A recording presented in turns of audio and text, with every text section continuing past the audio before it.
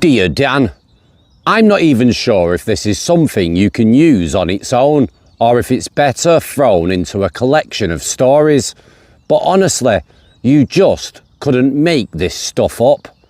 So there's this bar girl I know in Pattaya. I'm based in Bangkok, so we don't see each other very often, but we've kept in touch here and there. Pretty standard situation over here. Now, she has this guy, let's call him her sponsor, one of those guys who's clearly funding a lifestyle he doesn't fully understand. Anyway, he decided to take her up to Bangkok for the last couple of days before he flew back to his home country. Sounds normal on the surface, right? Well, the whole time they were in Bangkok, whenever he was asleep or out of the room, she was messaging me. Not just casually either. She was actively trying to arrange meeting up with me the moment he left. And I mean properly planning it. She had everything timed out down to the minute. She knew exactly when they'd be leaving for the airport, how long the taxi would take, and how quickly she could get from the airport area to my place. It was like a military operation.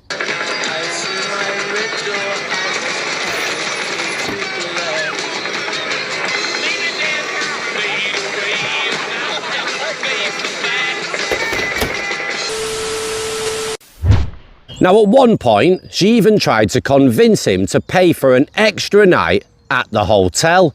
Not for him, but so I could come and see her there after he left.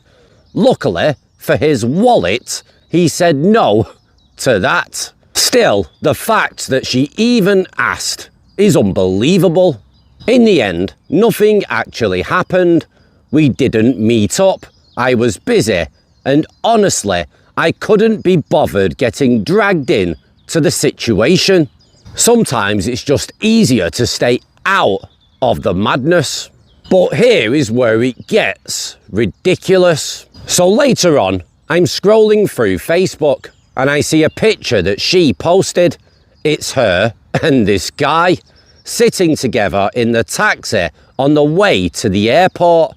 Big smiles, looking like the perfect couple. And the caption, "I love you so much. Thank you for taking care of me and see you soon." And you read that and you just think, wow. Because behind that post, I know exactly what was going on just hours before. The messages, the planning, the complete double life. Now this guy clearly has no idea what's really happening, or maybe deep down he does know, but he just chooses to ignore it.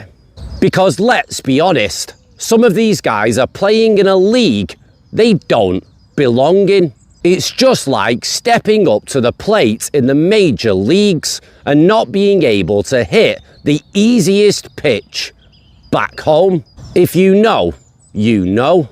And that is Thailand for you. Now guys, as you know, I've been living in Thailand for 9.5 years. I've met a hell of a lot of people and I know exactly what goes on when Thai people get involved with foreigners, especially holiday sponsors. They are the creme de la creme because they don't have to live with them each and every day. They only have to see them when they come over to Thailand, so they have the freedom to do whatever they want, play around with Thai guys, find other foreign sponsors, have fun, make money, do whatever. But the guy that's naively fallen in love with them keeps sending monthly money, keeps buying gifts, sending flowers, sending presents, etc. It's the ideal setup for these type of Thai women. Now, as I have said before in other videos, it's very rare for me to meet a couple, a foreign guy and a Thai woman, that haven't cheated on each other, where the woman isn't using the man for money. It's very rare to find a genuine, honest couple that's not based around money and where no cheating goes on. It's absolutely mental back in that country when it comes to relationships with foreigners. It just seems to be the norm nowadays in order to say whatever you need to say to a foreign guy to get him on that monthly payroll and get that easy money coming on in. Now, this can go on for many years. It can go on for 10, 15 years if the foreigner doesn't live in Thailand, because it's much easier for the woman to give him that girlfriend style and keep getting that money getting sent over to her every single month. And all she has to do is do video calls, send sweet texts and just be nice. And when he does finally come over to Thailand, go and enjoy her free, all-inclusive holiday where he takes her around, pays for everything and showers her in gifts, and at the airport normally gives her a nice lump sum and then toodles, and then off she goes back to a Thai boyfriend, a Thai husband, or to another sponsor, or even back in the bar. It's just the way things operate, but guys keep falling for it, hook, line and sinker. Now, you don't normally get to know about this unless you live in Thailand. Just going there to tourist places on frequent holidays, you don't really get to learn what's really going on. But there's a lot of guys that live in Thailand that have experienced a hell of a lot, even more than me. And I'd like to hear from you guys, from your experiences down in the comments, and tell people what it's really, really like in Thailand with no BS. A lot of it is quite unbelievable because you just wouldn't think it's that ruthless, but it is. Now guys, before I end today's video, I just want to speak about the video that I made yesterday where I shared my experience from living in Thailand for 9.5 years, coming back to England and being here for little over a week. There's a lot of angry people here, a lot of angry Brits that are unhappy with the cost of living and how hard it is now in the UK, and rightly so. And all I did was mention about how nice people have been since I've been back here. I've had no issues whatsoever. Every foreign person I've met has been respectful and polite, and every Brit I've met has been respectful and polite. But you've got to understand that my experience has been 2 days near Manchester Airport in a hotel, in the Manchester Airport Hotel for 2 days. And then I've come over to York, which is a nice part of the country, and I've been here ever since. And that's my experience. But over the next couple of months, I'm going to experience more, and I'm going to get to see what it's really like. And yeah, the cost of living is ridiculous. But there were some guys in the comments that are really angry, and they started to make it political and get crazy and get a bit edgy. And yeah, I understand there's angry people, and on the internet there's always going to be angry people that are going to put comments on videos and spread their anger about. But guys, please try and get it into your heads that all I'm doing is just simply explaining my experience in a little over a week of coming back to the UK, and everything so far has been positive. I don't want to get into politics. I don't want to get into your own wacky, crazy viewpoints, etc.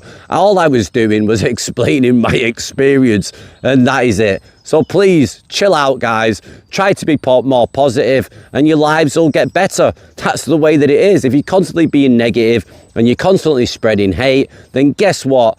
You're going to literally create that reality for the rest of your life, and you're always going to feel negative and hateful.